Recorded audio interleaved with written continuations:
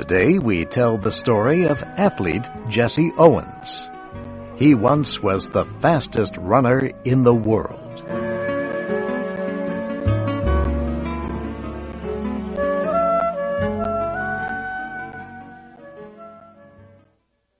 In the summer of 1936, people all over the world heard the name of Jesse Owens.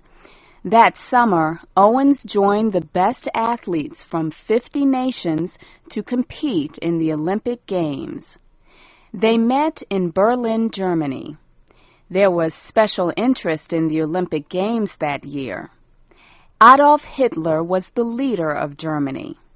Hitler and his Nazi Party believed that white people, especially German people, were the best race of people on earth. They believed that other races of people, especially those with dark skin, were almost less than human. In the summer of 1936, Hitler wanted to prove his beliefs to the world. He wanted to show that German athletes could win every important competition. After all, only a few weeks before the Olympics, German boxer Max Schmeling had defeated the great American heavyweight Joe Louis, a black man. Jesse Owens was black, too. Until 1936, very few black athletes had competed in the Olympics for the United States. Owens was proud to be on the team. He was very sure of his ability. Owens spent 1 week competing in 4 different Olympic track and field events in Berlin. During that time, he did not think much about the color of his skin or about Adolf Hitler. Owens said later, "I was looking only at the finish line. I thought of all the years of practice and competition, and of all who believed in me." We do not know what Hitler thought of Jesse Owens.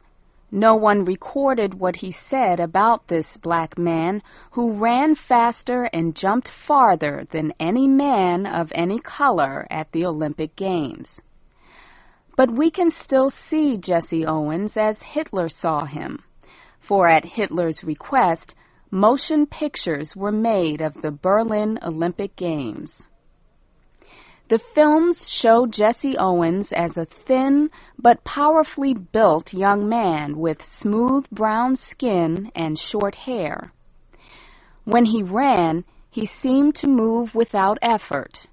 When he jumped, as one observer said, he seemed to jump clear out of Germany.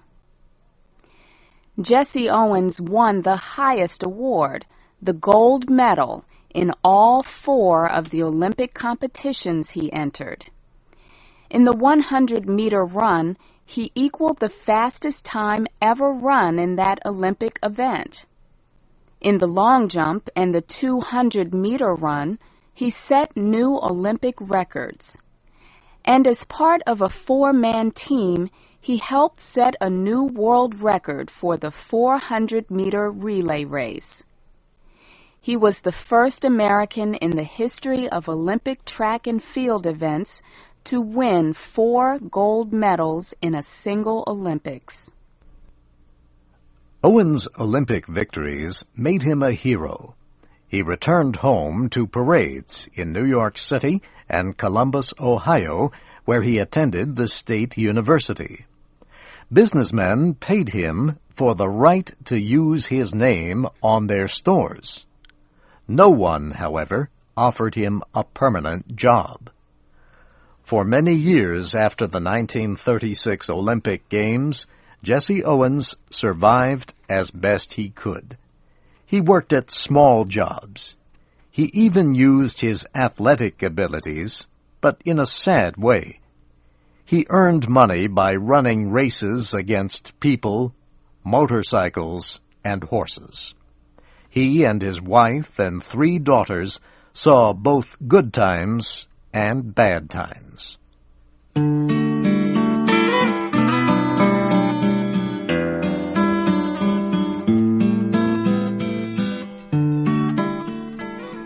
poverty was not new to James Cleveland Owens. He was born in 1913 on a farm in the southern state of Alabama. He was the youngest of 13 children. His parents did not own the farm and earned little money. Jesse remembered that there was rarely enough food to eat, and there was not enough fuel to heat the house in winter. Some of Jesse's brothers and sisters died while still young. Jesse was a sickly child. Partly because of this, and partly because of the racial hatred they saw around them, Jesse's parents decided to leave the South. They moved north to Cleveland, Ohio, when Jesse was 8 years old. The large family lived in a few small rooms in a part of the city that was neither friendly nor pleasant to look at. Jesse's father was no longer young or strong. He was unable to find a good job. Most of the time, no one would give him any work at all. But Jesse's older brothers were able to get jobs in factories, so life was a little better than it had been in the South. Jesse especially was lucky. He entered a school where one white teacher, Charles Riley, took a special interest in him. Jesse looked thin and unhealthy, and Riley wanted to make him stronger. Through the years that Jesse was in school, Riley brought him food in the morning. Riley often invited the boy to eat with his family in the evening. And every day before school, he taught Owens how to run like an athlete.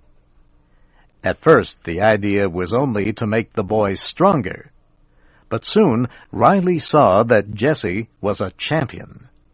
By the time Jesse had completed high school, his name was known across the nation. Ohio State University wanted him to attend college there. While at Ohio State, he set new world records in several track and field events. And he was accepted as a member of the United States Olympic team.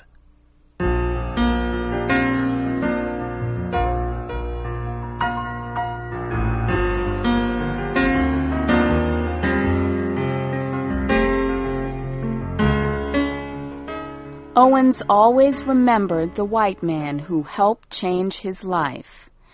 Charles Riley did not seem to care what color a person's skin was. Owens learned to think the same way. Later in life, Owens put all his energy into working with young people. He wanted to tell them some of the things he had learned about life, work, and success. That it is important to choose a goal and always work toward it. That there are good people in the world who will help you reach your goal. That if you try again and again, you will succeed. People who heard Owens's speeches said he spoke almost as well as he ran.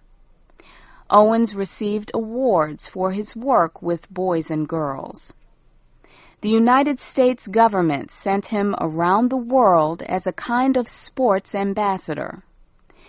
The International Olympic Committee asked for his advice. In about 1970, Jesse Owens wrote a book in which he told about his life. It was called Black Think. In the book, Owens denounced young black militants who blamed society for their troubles. He said young black people had the same chance to succeed in the United States as white people. Many black civil rights activists reacted angrily to these statements. They said what Owens had written was not true for everyone. Owens later admitted that he had been wrong. He saw that not all blacks were given the same chances and help that he had been given. In the second book, Owens tried to explain what he had meant in his first book. He called it, I Have Changed. Owens said that in his earlier book, he did not write about life as it was for everyone, but about life as it was for him. He said he truly wanted to believe that if you think you can succeed, and you really try, then you have a chance. If you do not think you have a chance, then you probably will fail. He said these beliefs had worked for him, and he wanted all young people to believe them too. These were the same beliefs he tried to express when he spoke around the world about being an Olympic athlete. The road to the Olympics, he said, leads to no city, no country. It goes far beyond New York or Moscow, ancient Greece or Nazi Germany. The road to the Olympics leads, in the end, to the best within us. In 1976, President Gerald Ford awarded Jesse Owens the Medal of Freedom. This is the highest honor an American civilian can receive. Jesse Owens died of cancer in 1980. His family members operate the Jesse Owens Foundation. It provides financial aid and support for young people to help them reach their goals in life.